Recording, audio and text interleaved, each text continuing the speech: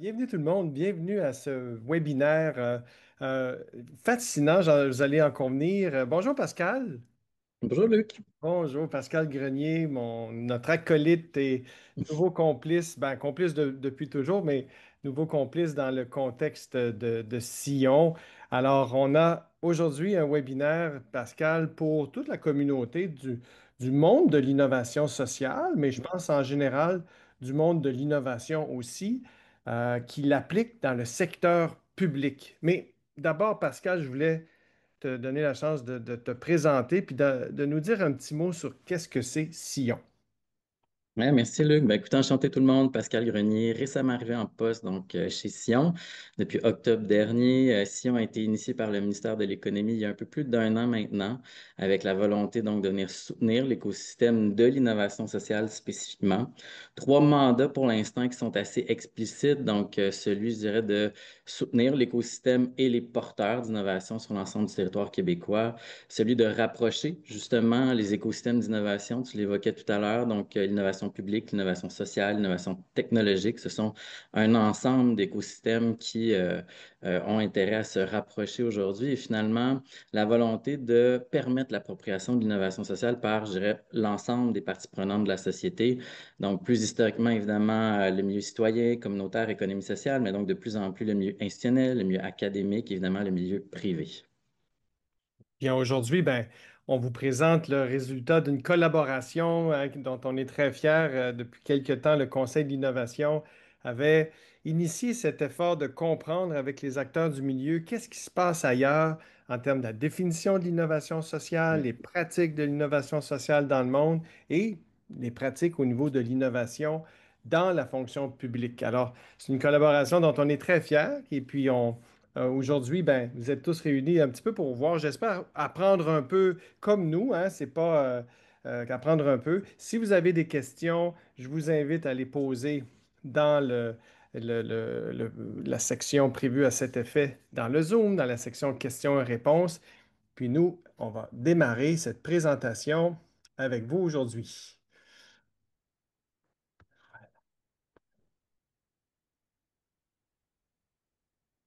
C'est bon. Fier de cette collaboration. Puis oui, justement, Pascal, c'est pas une grande étude académique exhaustive où on a eu la chance de visiter tous ces endroits-là. Non, non, non. On a fait un tour du monde avec des complices, un projet collectif dont on va prendre le temps de remercier tout à l'heure, avec le soutien de Myriam aussi, notre experte en innovation sociale, mais de faire le tour par le web, par la documentation publiée de différentes nations, choisies pour leurs pratiques, choisies pour qu'est-ce qu'ils font de particulier. Puis on en est très fiers. Pascal, Écoute, oui, sur l'origine de la démarche, tu le disais, hein, et je suis particulièrement fier de ça. C'est une première collaboration pour nous avec le Conseil. Ça a été une des premières qu'on a initiées.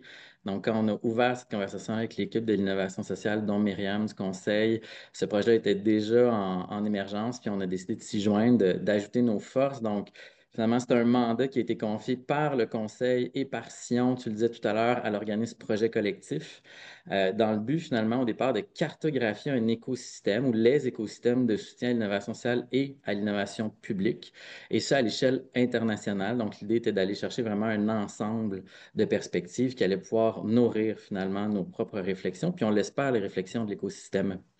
L'objectif, c'était donc de proposer un portrait, on dit équilibré ici, ou du moins mesuré, des différentes dynamiques de soutien qui existent sur l'innovation sociale et l'innovation publique, en défocalisant, je dirais, aussi de ce qu'on connaît bien, c'est-à-dire souvent l'Amérique du Nord, hein, évidemment proche de nos collaborateurs ailleurs au Canada, aux États-Unis. Donc ça nous a permis vraiment d'aller vers des cultures très différentes des nôtres et de voir donc toutes ces différences, mais cette richesse aussi qui existe. Et finalement, le but de cette démarche-là, ultimement, c'était de faire ressortir à la fois les défis, les leviers, les bonnes pratiques, dans le but, encore une fois, d'inspirer le milieu, d'inspirer aujourd'hui ce qui se fait au Québec. L'étude en question, Luc, elle est disponible sur le site du Conseil depuis quelques minutes. Donc, elle est rendue disponible à tous et toutes. On va vous partager le lien dans le chat. Pour vous donner une idée, donc, cette étude-là, finalement, c'est le portrait de 11 pays ou juridictions. Pourquoi on dit juridiction? Parce qu'on s'est intéressé, entre autres, à l'OCDE, on s'est intéressé aussi à l'Union européenne. Et les portraits sont faits autour de trois axes principalement. Donc, à la fois les questions de définition et de conceptualisation de l'innovation sociale et de l'innovation publique, les politiques publiques et les mesures de soutien à cette innovation sociale et à ces innovations publiques, et finalement, les structures et les acteurs clés qui sont principalement présents selon les pays qu'on a visités. Et donc, on va revenir sur certains portraits et on va vous présenter ce triptyque-là, finalement, pour quelques pays qu'on a sélectionnés, Luc et moi. aujourd'hui. Puis ça fait partie, hein, Pascal, de la mission du Conseil avec des alliés comme vous, d'amener de l'intelligence, des études, des données, des perspectives pour nous alimenter, là, tous ceux qui nous écoutent, tous les acteurs, actrices du milieu, pour avoir de l'information, pour aller plus loin. Puis je pense que ça, c'est un bel exemple. Ouais. Pascal, on nous a posé beaucoup la question. Là, vous avez exploré à la fois l'innovation sociale et l'innovation publique. Tu sais, c'est-tu vraiment la même chose ou au contraire, c'est-tu, là, ben, n'est-ce pas la même chose? Bien, prenons soin de le distinguer là, à Mhm. quelques instants. L'innovation publique, c'est l'innovation faite au cœur de la fonction publique. On a eu la chance la semaine passée d'avoir la semaine de l'innovation publique, donc tout le milieu gouvernementales, les différents ministères, organismes publics qui explorent la question de comment innover. Et ça, ben, comment innover, que tu sois un gouvernement ou une entreprise, ou un organisme sans but lucratif, c'est pas nécessairement de l'innovation sociale. Comment intégrer des nouvelles technologies, comment améliorer les façons de faire avec des nouveaux procédés, des nouveaux outils, comment développer des nouveaux services à la population. Des fois, ça peut être de l'innovation sociale. Elle peut être faite pour résoudre des grands défis de société, puis ça peut être fait de façon collective, mais des fois, ça ne l'est pas.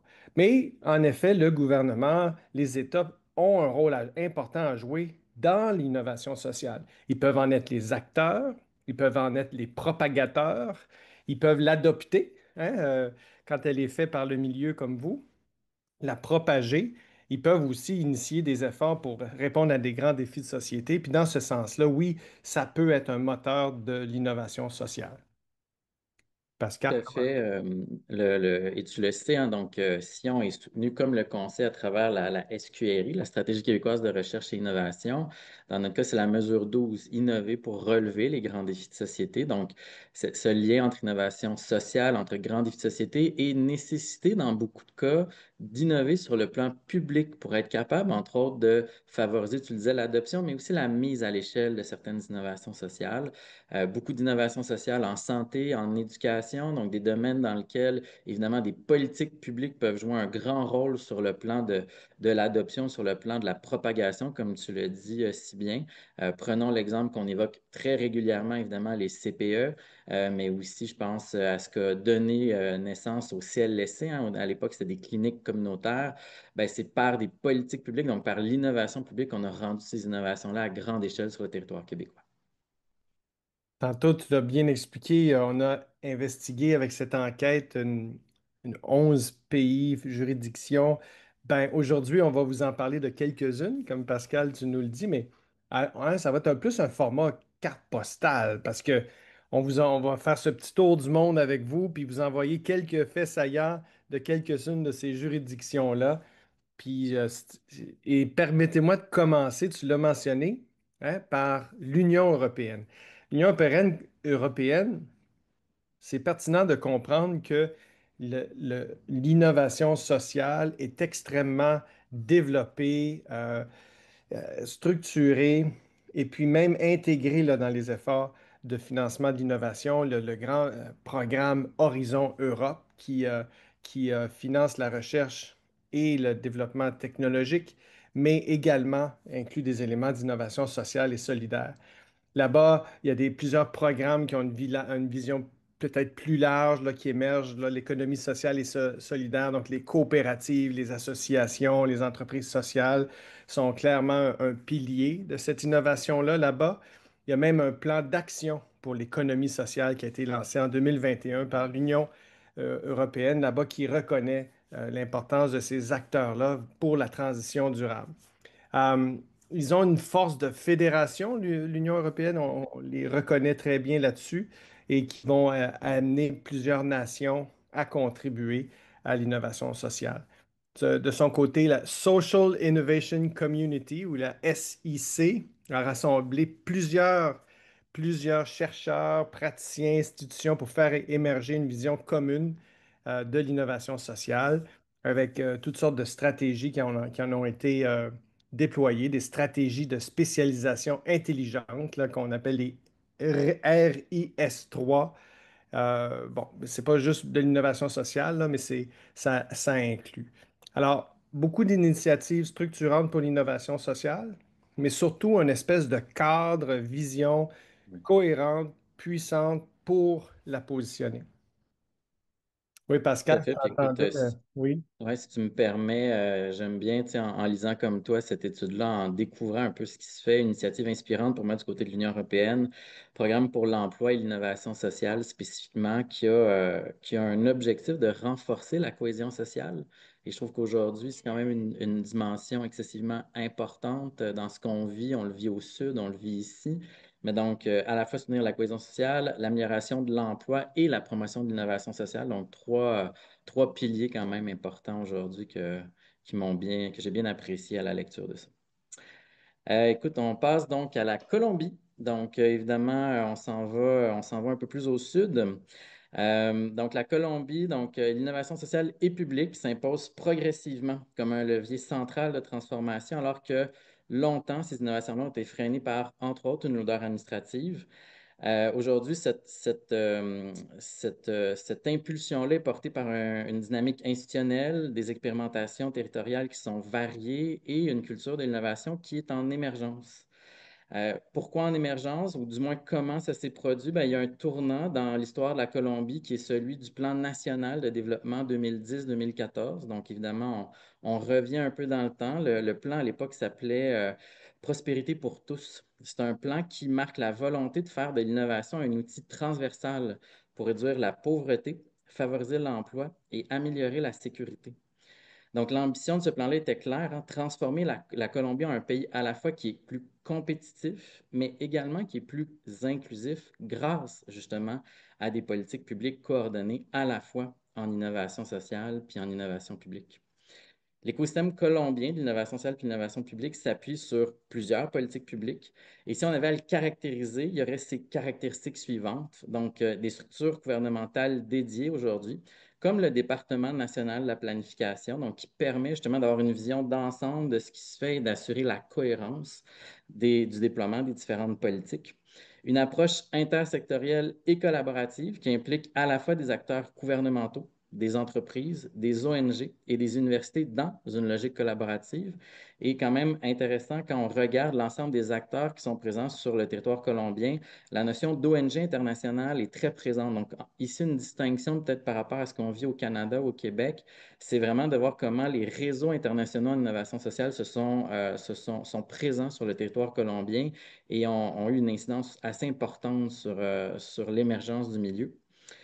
Un accent mis sur l'expérimentation, à la fois par des acteurs locaux, institutionnels, je le disais donc même internationaux, qui favorisent des approches à la fois de co-création et d'innovation ouverte.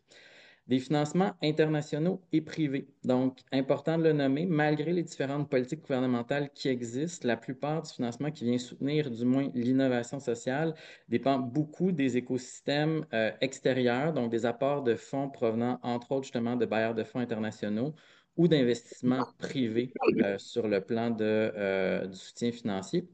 Et finalement, un développement territorial et sectoriel, c'est-à-dire des régions comme Bogota ou Medellín ont adopté des politiques locales d'innovation sociale. Donc, on voit quand même que ça s'ancre aussi sur le plan local ou ultra-local, souvent articulé autour des acteurs clés comme l'éducation, le logement ou la sécurité alimentaire, qui sont des enjeux qui, je pense, aussi résonne beaucoup au Québec, du moins que nous, on a beaucoup entendu, Luc, quand on a fait une tournée partout au Québec il y a quelques mois de ça. Je reste J'adore. avec l'idée une dernière chose, une initiative inspirante du côté de la Colombie, donc ce qu'on appelle le Libro Verde 2030 ou le livre vert de l'innovation publique. C'est un document stratégique qui promeut une transformation socio-technique alignée avec les objectifs de développement durable de l'ONU, hein. On en a beaucoup entendu parler, on les utilise peut-être un peu moins au Québec, mais très présents entre autres en Colombie et ailleurs en Amérique du Sud, et qui relie les politiques d'innovation à celles de durabilité et de compétitivité. Donc, ça insiste sur une gouvernance à la fois ouverte et participative, et surtout sur l'expérimentation comme approche d'innovation. Une transformation socio-technique. Socio-technique. Tout ça, intéressant, ça couvre les deux aspects. Ben, transportons-nous au Brésil maintenant. Puis oui, je vous remets mon petit thème musical là, qui est tout à fait approprié ici. Ben, vous savez, le Brésil, ceux qui ont eu la chance de travailler avec les gens là-bas, peut-être visiter, hein, c'est une grande, grande nation qui peut-être n'a pas l'aspect de centralisation, fédération très centralisatrice ou contrôlante qu'on peut voir ailleurs. Ça fait qu'on retrouve au Brésil, puis moi, Pascal, j'ai eu le bonheur pendant plusieurs années de travailler avec eux, euh, avec Hacking Health, là, donc l'initiative, le mouvement, les organisations sans but lucratif de développement de la santé, de l'innovation dans le secteur de la santé.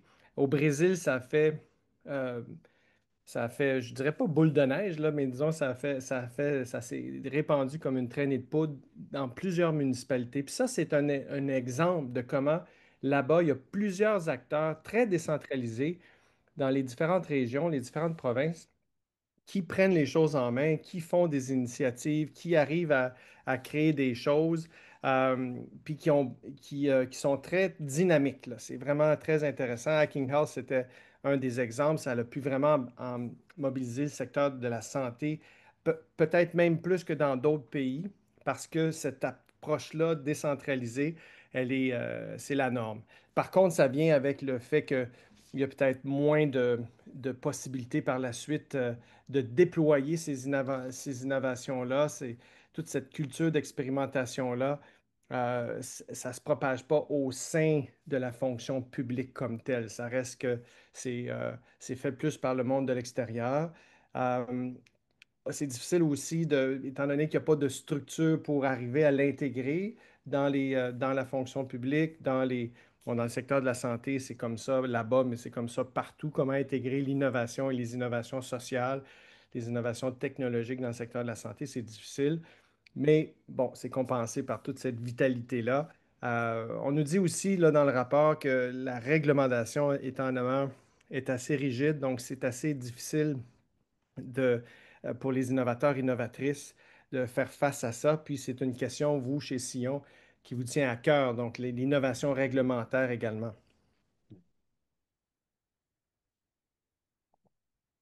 On passe du côté de l'Australie. Donc, quand même, on fait un grand bond. Un peu comme tu le disais sur la question du Brésil, une décentralisation aussi importante du côté de l'Australie. Donc, c'est un pays qui finalement voit l'innovation sociale, l'innovation publique avancer en dehors du cadre gouvernemental, donc dans un cadre plutôt informel, porté principalement par les territoires, donc ce dynamisme qu'on retrouve aussi au Brésil, les communautés et une spécificité de l'Australie, c'est de s'appuyer beaucoup sur l'entrepreneuriat social. On y reviendra en ce que c'est l'entrepreneuriat social. Mais donc, c'est un pays qui ne dispose pas actuellement de politique publique structurée spécifiquement dédiée à l'innovation sociale. Cela dit, si on cherche encore une fois à caractériser justement l'écosystème australien de l'innovation sociale et de l'innovation publique, oui, sur le plan du soutien gouvernemental, il est limité, fragmenté, mais quand même, il y a une reconnaissance de l'innovation sociale et de l'innovation publique à travers un document central qui s'appelle Façonner l'avenir grâce à la co-création. Ça donne quand même le ton. C'est un rapport qui reconnaît que les outils traditionnels de gestion ne suffisent plus face à la complexité des défis contemporains. Il invite donc à adopter une posture d'expérimentation, à rompre avec la hiérarchie rigide et à miser sur l'apprentissage par la pratique.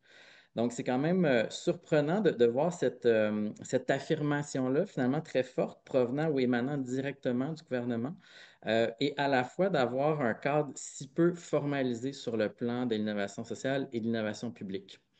Donc, si on revient sur la question des caractéristiques, donc je le disais tout à l'heure, un réseau d'organisations porté par l'entrepreneur social. Donc, c'est un concept qu'on a vu apparaître au Québec qui est peut-être un peu moins utilisé, mais l'idée est donc de rassembler des organisations qu'on peut qualifier d'hybrides à but social, donc à la fois des entreprises privées, à la fois des organismes à but non lucratif, des associations, qui sont, cela dit, fortement ancrées dans leur communauté, qui vont être soutenues par un écosystème qui ressemble beaucoup au nôtre, hein, des incubateurs, des fondations, des universités.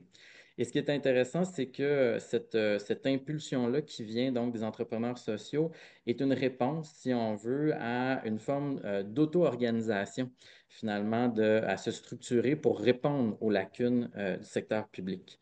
Évidemment, pour soutenir ces entrepreneurs sociaux-là, on voit aussi beaucoup le levier de l'investissement d'impact. Même chose, hein, on en entend parler au Québec, beaucoup au Canada aussi. Donc, souvent, ce sont des fonds privés plutôt qu'être des fonds publics ou philanthropiques qui viennent soutenir ces projets-là avec à la fois la volonté de concilier, quand c'est possible, à la fois un rendement financier et à la fois un rendement social. Je le disais, l'Australie a la particularité dans cette idée d'être moins structurée, de voir son écosystème s'articuler beaucoup autour des initiatives locales et territoriales. Donc, un peu comme la Colombie, on voit des exemples comme Melbourne ou Queensland qui vont devenir littéralement, qui vont adopter des postures de laboratoires vivants d'innovation sociale. Et là, on appelle laboratoire vivant des espaces où l'ensemble des parties prenantes sont représentées, où on cherche à itérer très rapidement sur la base des besoins qui sont exprimés par les populations. Donc, on va y tester des nouvelles approches à la fois en matière de logement, de santé mentale, d'emploi, de climat, et toujours avec l'idée de s'appuyer sur une collaboration communautaire et avec au cœur de ces démarches-là les citoyens. Finalement, donc, une culture d'expérimentation et de collaboration justement communautaire. Donc, plutôt que de chercher des solutions descendantes, hein, ou qu'on pourrait dire top-down, on est beaucoup dans des solutions bottom-up où le prototypage, les itérations, la co-construction avec les usagers est centrale à la démarche d'innovation sociale et d'innovation publique. Ce que je trouve Finalement, intéressant, excuse-moi, Pascal, Luc, je t'en prie. excuse-moi de t'interrompre, mais ce Oui. que je trouve intéressant, c'est au point de vue du développement économique, l'Australie a vraiment euh, été propulsée là, dans les dernières décennies en termes du développement de l'innovation en général, de sa productivité, de son développement socio-économique. Donc, en quelque part aussi, elles ont créé de la richesse qui permet d'alimenter et de propulser l'innovation sociale. J'ai trouvé ça très intéressant, là. Ouais, puis écoute, si tu me permets une dernière initiative inspirante que j'ai bien aimée en découvrant l'Australie, donc le Centre pour l'impact public. C'est un centre qui propose une nouvelle vision Oh, hein? du gouvernement. Répète ça, le Centre pour l'impact public. Public, oui, une traduction, une auto-traduction, évidemment, vous m'excuserez d'avoir tenté cette traduction-là, mais c'est le Center for Public Impact, si on voulait le dire dans le bon langage. Et je trouve ça, je pense que tu vas être aussi interpellé par ça, hein. C'est un centre qui propose donc une nouvelle vision du gouvernement fondée sur trois principes. Embrasser la complexité, et Dieu sait qu'effectivement, cette complexité-là, elle s'accroît. Bâtir des liens solides et apprendre en continu. Ouais, Et ça, pour moi, effectivement, il y a quelque chose qui est assez porteur dans la façon de concevoir l'innovation publique. et l'innovation en général, parce que justement, d'apprendre en continu, ça fait partie du cycle de l'innovation. Ben, Pascal, je vais te faire prendre un vol virtuel dans le Pacifique pour nous déplacer pas très loin de l'Australie, en Nouvelle-Zélande. Une nation inspirante de mille et une façons, qui a un petit peu de l'Australie, mais aussi d'une culture de développement durable, de développement Ouais. qui intègre des valeurs autochtones de leur côté, les valeurs maoris avec un emphase sur l'innovation, mais pour un développement durable. Alors, l'approche néo-zélandaise là-bas, c'est aussi collaboratif et décentralisé. Alors, il y a des initiatives intéressantes du côté des régions. Euh, une des, euh, une des initiatives, c'est dans le coin c'est le Sustainable Food and Fiber Futures, qui est en fait une initiative qui soutient des efforts d'agriculture régénérative ou pas seulement du côté de la nourriture, mais aussi du côté textile, alors, avec un effort de co-création public-privé, donc tout en train de réinventer ce secteur-là, entre autres avec du financement. Il y a la ville d'Auckland aussi qui est située dans l'île du Nord, qui se projette dans tout son futur de développement durable, qui inclut les questions de logement, les questions de climat, de mobilité, d'inclusion sociale et qui met en place du financement pour des initiatives de ce côté-là. Fait que ça, tu vois, des efforts décentralisés, terrain, local. Au point de vue du gouvernement comme tel, il y a quelque chose, là, j'avais trouvé ça assez spécial. Bon, ça s'appelle en anglais Better Rules for Better Outcomes. C'est beaucoup ancré dans l'initiative, les efforts coordonnés par l'OCDE d'améliorer la pratique gouvernementale, d'innover le gouvernement. Mais là-bas, Better Rules for Better Outcomes, meilleures règles pour meilleur impact, peut-être je peux traduire librement, c'est de trouver des façons systématiquement de tout ce qui est règles, règlements, lois, cadres normatifs, critères de les rédiger d'une façon que non seulement les humains peuvent les lire et les comprendre facilement pour savoir à quoi s'en tenir, mais que la machine, les systèmes informatiques de l'État puissent aussi les lire et les appliquer. Puis là, on ne parle pas d'intelligence artificielle, on parle de comprendre l'ensemble des règles, des réglementations, pour savoir, pour permettre à chaque euh, fonctionnaire de la fonction publique, hein, en lien avec les citoyens, d'avoir des systèmes informatiques qui les aident à leur donner leur juste. Mm. Est-ce qu'ils sont éligibles à ce programme-là? Qu'est-ce qu'ils doivent faire pour y arriver? Euh, Est-ce qu'il y a d'autres programmes qui s'appliquent? Puis d'arriver à avoir une uniformité, une coordination, une transparence pour éliminer l'espèce des fois la confusion entre différents programmes, différentes initiatives, différentes lois. Fait que ça, c'était quelque chose que j'avais trouvé particulier. Hein, c'est un effort de transformation numérique à la moderne. Euh, il y a une dernière affaire, Pascal, parce que je pense que le financement, c'est important aussi. Il y a une fondation là-bas qui a lancé le Innovation Fund Policy, là, pour arriver à financer des projets à fort impact social ou environnemental qui soient portés par des ONG ou des entreprises à mission pour réduire les inégalités en s'appuyant sur l'écosystème local. Ça, j'étais très heureux de voir des fondations s'impliquer comme ça, puis c'est très utile partout. Pascal, du côté de l'innovation sociale, on a posé la question, c'est quoi les définitions? Puis là, on va aller vers la conclusion pour pouvoir prendre des questions-réponses, mais on a eu des conclusions sur comment l'innovation sociale est définie dans les différentes nations. Oui, c'est toujours un défi hein, de traduire ces définitions qui sont souvent plurielles. Là, on a fait le choix de vous présenter finalement ces définitions-là sur la base de trois dimensions, à la fois la vision, à la fois le processus et à la fois la finalité. Donc, on compare le Québec, le Canada, et là, de tenter un exercice un peu fastidieux et toujours un peu laborieux qui est de synthétiser aussi comment on voit ces définitions-là à travers le monde.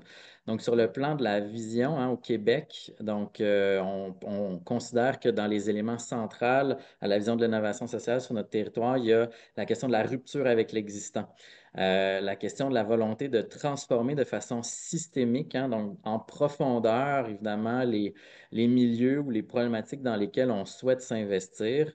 Alors qu'au Canada, bien qu'on n'est pas en dissonance avec cette notion-là, on voit beaucoup l'innovation sociale comme une dimension évolutive et une dimension environnementale qui est peut-être plus spécifique au reste du Canada qu'au Québec. On a souvent séparé les deux, Luc, à ne pas considérer que innovation sociale et innovation environnementale, si on peut le dire comme ça, vont de pair, alors qu'aujourd'hui, je pense qu'on peut s'entendre que l'innovation sociale qui devient indispensable à la vie implique à la fois la dimension sociale et à la fois la dimension environnementale. Sur le plan de la vision à travers le monde, là, Ouais, ouais. évidemment, on va dans quelque chose qui est beaucoup plus large, c'est-à-dire une approche très diversifiée où la participation est très présente, les questions d'inclusion, évidemment, je dirais très fortement ancrées dans une vision entrepreneuriale de ce que peut être l'innovation sociale. Plus que chez nous, la vision entrepreneuriale, entrepreneur social, tu y faisais allusion tantôt, c'est on mise plus là-dessus ailleurs que chez nous? C'est-à-dire qu'on reconnaît que les acteurs, je pense, de l'innovation sociale s'ancrent davantage sur le plan entrepreneurial, alors qu'au Québec, on reconnaît que, par exemple, historiquement, c'est beaucoup né de projets collectifs, de projets communautaires, de projets citoyens, et qu'évidemment, de plus en plus, hein, la question entrepreneuriale prend de la place. Tu le sais, j'ai eu la chance, moi, de diriger l'Esplanade pendant quelques années, qui était un accélérateur dédié à cette question-là. Mais on voit quand même qu'il y a une tendance, puis on l'a vu d'ailleurs quand on est allé en Colombie, que la question de l'entrepreneuriat social, ou du moins les entrepreneurs, est un vecteur important dans la question de la vision de l'innovation.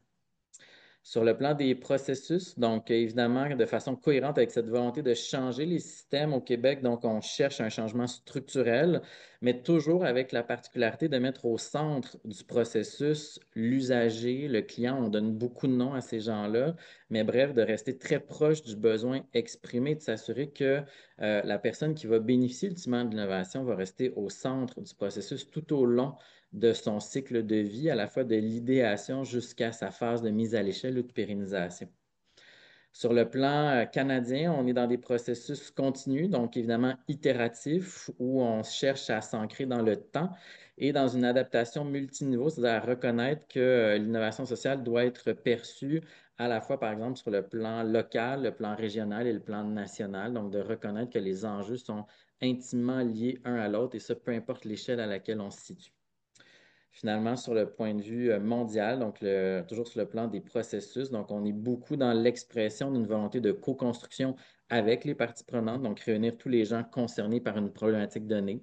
On a évoqué beaucoup de logements dans les exemples qui ont été donnés, donc comment à la fois, par exemple, mettre des promoteurs privés, des organisations qui font la promotion du logement, évidemment, des gens qui en soi bénéficient de ces logements-là. Donc, on est beaucoup dans ces approches-là. Et dans une approche beaucoup d'expérimentation, d'itération, de gestion et de diffusion des apprentissages. Donc, l'idée, c'est qu'effectivement, ces innovations-là puissent être largement reprises sur les territoires dans lesquels elles vont s'ancrer. Finalement, la question de la finalité de l'innovation sociale. Donc, au Québec, on souhaite évidemment avoir des innovations qui vont avoir un impact durable sur les structures sociales et je vais me permettre de dire écologique aussi, hein, comme on ne veut plus dissocier un et l'autre. Donc, évidemment, comment on s'assure que finalement, la transformation qui s'opère n'est pas une transformation qui n'est que ponctuelle, qui est éphémère et surtout qu'on est capable de considérer que l'impact qu'on va avoir va être nettement positif, hein. On le sait aujourd'hui, des innovations de tout type, mais des innovations sociales peuvent avoir des externalités négatives. Aujourd'hui, comment on s'assure finalement que la plupart des externalités des innovations sociales qui sont portées au Québec ont une portée positive? Sur le plan canadien, donc évidemment, une volonté de transformation sociale, donc sur les milieux, dans les communautés, auprès de certains secteurs et environnementale profonde. Donc, encore une fois, on revient aussi sur le plan de ces deux dimensions-là. Et finalement, à travers le monde, ben, on est beaucoup sur une notion de bien-être collectif. Et à ce titre-là, je trouve qu'on se rapproche aussi de la définition de l'innovation publique que nous a présentée, hein, c'est-à-dire comment assurer un meilleur service aux citoyens et citoyennes, comment se rapprocher de ces besoins-là. Aussi un renforcement des liens de cohésion sociale, on l'évoquait tantôt sur une certaine politique de l'Union européenne, et quand même un souci de la performance sociale des innovations qui sont amenées. Donc, comment s'assurer qu'on est capable d'apprécier, de mesurer finalement l'impact des différentes innovations qui sont amenées sur les différents territoires qui ont été explorés. À quelque part, on voit on a des éléments complémentaires, on converge sur certains éléments clés, très intéressant. Pascal, on va enchaîner avec les questions, mais peut-être on s'était dit donner un aperçu de qu'est-ce que peuvent être des leçons pour nous au Québec. Ouais. Il y en avait quelques-unes là, qui ressortaient. D'abord, cette notion d'avoir une vision forte et explicite de l'innovation, une espèce de cadre stratégique comme on voit au Canada, comme on voit en Union européenne, comme on voit dans certaines nations, pour permettre là, le développement puis de propulser l'innovation sociale et l'innovation publique. Il y a bon, toute la question du financement, vous y travaillez, Sion, vous allez amener dans le cadre de la SQRI2, avec le soutien du ministère de l'Économie, de l'Innovation et de l'Énergie, des nouvelles façons de financer les projets, les entrepreneurs sociaux la mise à l'échelle de l'innovation sociale. Au sein du secteur public, ben, d'encourager l'expérimentation, tu as exposé les différents laboratoires vivants, les mécanismes pour y arriver, ça va être important. Il y a la modernisation des règles, la réglementation qui va aider aussi. Et puis, je vais terminer avec j'ai oublié j'ai oublié l'élément clé qui était de f- mettre en lumière les grandes réussites. Au Brésil, ils font ça. Ils ont leur ENAP Ouais. eux aussi. Au Québec, on a l'INSPQ là, qui met les grands projets innovants en lumière dans des grands prix. Ça aide à inspirer les autres. Au Brésil, ils avaient fait ça. J'ai sauté par-dessus. Puis, de collaborer avec le milieu, toujours un gage de succès pour développer des innovations pertinentes, puis ça a assuré leur adoption. Et puis en relisant, Luc, mes notes, en relisant l'étude, il y a beaucoup de choses qui ressortent aussi de se donner une perspective à très long terme. Donc, de se donner des stratégies, de se donner des visions qui dépassent évidemment les cycles électoraux, qui dépassent les enjeux finalement court terme et qui nous permet justement d'ancrer une action à la fois sur le plan de l'innovation sociale et à la fois sur le plan de l'innovation publique, qui nous permet aussi d'apprécier que les transformations qu'on cherche à faire avec ces deux types d'innovation-là, elles ne se font pas instantanément. Et donc, ça demande d'ancrer évidemment tout ça dans le temps. C'est une belle façon de conclure sur l'importance de la vision. Et là-dessus, ben, je me retournerai vers les gens dans l'audience, Pascal, si tu nous permets, pour entendre un petit peu qu'est-ce que eux avaient à nous poser comme question. Puis oui, bien sûr, comme on l'a dit en ouverture, on veut remercier Projet Collectif, notre allié qui a fait les travaux. On est très heureux d'avoir eu la chance de pouvoir travailler avec eux. On remercie Myriam Nouri également, hein, qui a travaillé avec nous pour faire arriver cette étude-là, puis avec Marie-Claude Lagacé, là, qui est maintenant de votre côté. La- Oui. alors, Projet Collectif, on les remercie beaucoup. Alors, là, je regarde dans les premières questions. Comment le Québec se compare-t-il par rapport à d'autres nations? Je pense qu'on a un petit peu commencé à répondre là-dessus. Je ne sais pas si tu as des choses à rajouter, Pascal.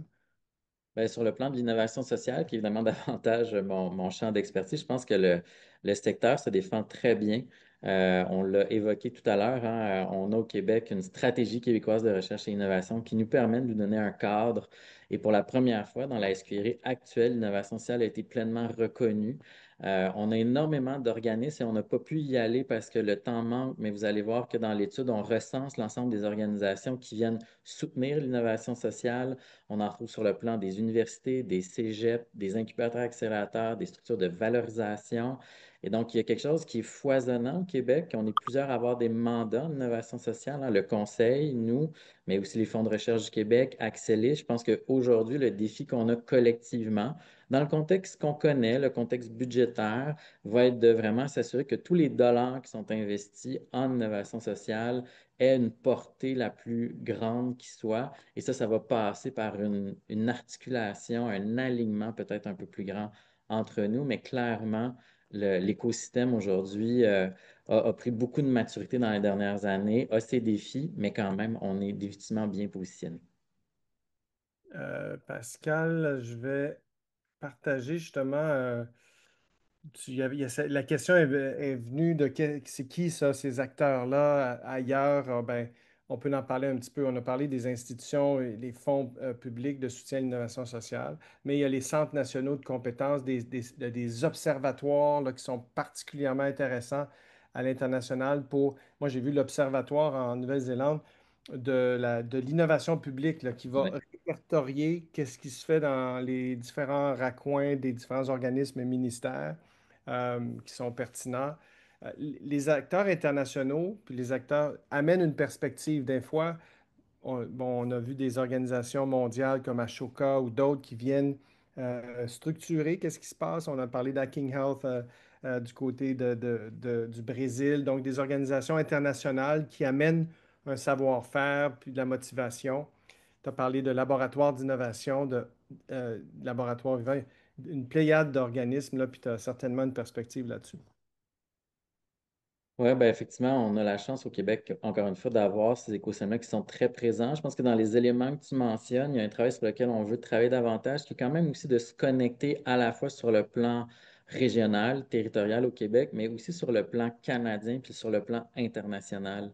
Donc, au Canada, il y a quand même il y a une culture de l'innovation sociale qui est très forte, hein. Il y a des stratégies, même publiques, sur le plan de l'innovation sociale au niveau canadien. Mais reste que ces ponts-là n'ont pas toujours été les plus solides. Et donc aujourd'hui, comment on se renforce aussi pour avoir des revendications communes, un discours commun, parce que inévitablement, quand on parle de grands défis de société, on ne peut pas isoler le Québec comme étant seul à vivre ces enjeux sur le plan de l'alimentation, du logement, comme on les a beaucoup évoqués. Mais ça, clairement, c'est pour nous une priorité au même titre que de continuer à faire ce qu'on a fait avec vous aujourd'hui à travers cette étude-là, donc de rester connecté aussi à ce qui est inspirant, ce qui nous permet d'apprendre puis d'évoluer sur le plan international. Au Québec, on est privilégié d'avoir les gens du FRQ, le fonds, ou c'était les fonds de recherche du Québec, qui ont tout un aspect orienté vers les sciences sociales, le développement durable, qui a une façon agile aussi de stimuler la recherche, soutenir des chercheurs, des réseaux stratégiques pour arriver à avancer notre savoir relié à l'innovation sociale et qui peut être déployé. Et en plus d'avoir des délégués ou en fait des scientifiques en résidence qui sont mis à la disposition de l'État pour avoir de la donnée puis des études et de la perspective scientifique sur des questions publiques importantes. Oui, vous avez là une liste évidemment non exhaustive des acteurs de l'innovation sociale et de l'innovation publique sur le territoire québécois. Vous voyez qu'il y a quand même une liste déjà bien longue et qui pourrait être beaucoup plus longue à mon avis. Donc, ça revient à l'idée qu'effectivement, on se compare bien. Il y a une belle ambition aussi à différents niveaux sur le plan ministériel, sur le plan à l'autre bout, je dirais, du dialogue public ou de la société civile. Et ça, c'est une belle force au Québec qu'il faut continuer à cultiver très clairement. On nous dit quels sont les acteurs de soutien à l'innovation sociale dans le Québec, ça on vient d'en parler. En regardant les développements ailleurs, que voyez-vous comme barrière à l'innovation sociale au Québec? Ah, ça, je suis sûr que tu as des opinions là-dessus, mon cher. J'en ai quelques-unes. Pour l'instant, je pense qu'il y en a deux qu'on peut citer qui sont directement liées à la présentation. Donc, évidemment, la question du financement, comment on peut innover sur le plan du financement, en s'appuyant, oui, sur l'existant, puis on a beaucoup évoqué, évidemment, le financement public, le financement philanthropique, mais comment on est capable aujourd'hui d'articuler des nouvelles sources de financement, de la finance mixte qu'on appelle, entre autres, d'aller travailler avec des acteurs peut-être plus traditionnels de la finance, mais qui de plus en plus sont conscients qu'ils se doivent d'investir sur le plan de l'innovation sociale. Donc, premier élément qui est quand même limitant. Deuxième élément, donc on le disait en introduction, on peut difficilement dissocier innovation sociale d'innovation publique, peut-être plus spécifiquement d'innovation réglementaire. En faisant une tournée en début d'année, Luc, on a rencontré près de 200 porteurs de projets. Beaucoup souhaitaient pouvoir travailler sur des partenariats entre porteurs d'innovation sociale et acteurs publics, à la fois sur le plan municipal, provincial ou fédéral. Et donc, cette capacité finalement à utiliser la réglementation, les politiques publiques pour favoriser à la fois le déploiement, mais aussi l'adoption d'innovation sociale, je pense que c'est là deux chantiers importants pour être capable de débloquer ou du moins déverrouiller certains enjeux qu'on connaît et qui ont été largement cités dans le cadre d'études. Et je pense aussi aux résultats qui seront bientôt dévoilés du baromètre que vous avez, sur lequel vous travaillez, là. Ben oui, et là, il y a plusieurs questions. Il y en a sur l'évaluation des initiatives. Celle-là, c'est important. Elle n'est pas facile, celle-là. Puis c'est pas clair qu'est-ce qu'on a réussi à apprendre, mais on va revenir plus tard dans l'année. Il y a la question de l'amplification des impacts et la mise à l'échelle des projets. Justement, Sion, avec la vision du ministère dans la SQRI2, a cet objectif-là d'arriver à créer une façon de mettre à l'échelle les innovations sociales qui marchent. Exact. Je pense que c'est un des principaux mandats qui nous a été donné par le ministère et la création de Sion. Donc, comment on est capable finalement de favoriser cette notion de mise à l'échelle. On peut aussi parler de pérennisation des innovations sociales. Comment on fait en sorte que ce qui marche, évidemment, sur un territoire peut être répliqué en étant conscient, effectivement, que sur chacun des territoires, il y a des spécificités, mais quand même, ces bonnes idées-là peuvent avoir une portée On évoque souvent des projets comme la cantine pour tous sur le plan alimentaire ou encore locomotion sur le plan du partage de véhicules. Ce sont des innovations aujourd'hui qui amènent des réponses qui sont bien réelles, mais qui peuvent vivre des enjeux d'implantation selon où ils vont arriver, d'acceptation aussi, il faut en être conscient.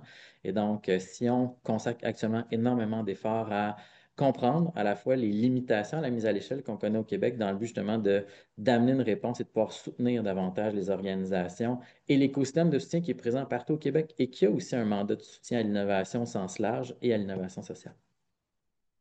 Bien, Pascal, merci beaucoup là, d'avoir collaboré dans cette grande enquête fascinante. Il y a mille et une autres questions là, qui sont posées. Merci beaucoup à tous les participants intéressés, d'être des acteurs qui vont se mobiliser pour innover, pour changer les choses, améliorer les choses, s'inspirer, espérons, là, de ce genre d'exercice qu'on a eu le plaisir de faire, Sillon, le Conseil de l'innovation avec le soutien de projets collectifs et de d'autres acteurs, en espérant que vous puissiez développer l'innovation dans vos organisations pour l'avenir de la société québécoise, puis que vous fassiez des choses nouvelles pour qu'on puisse arriver à devenir le genre de société dont on va être fier.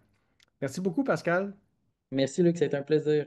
Merci à Merci tout le monde. à tous. Bonne fin de Bon journée. appétit. Bonnes innovations aussi.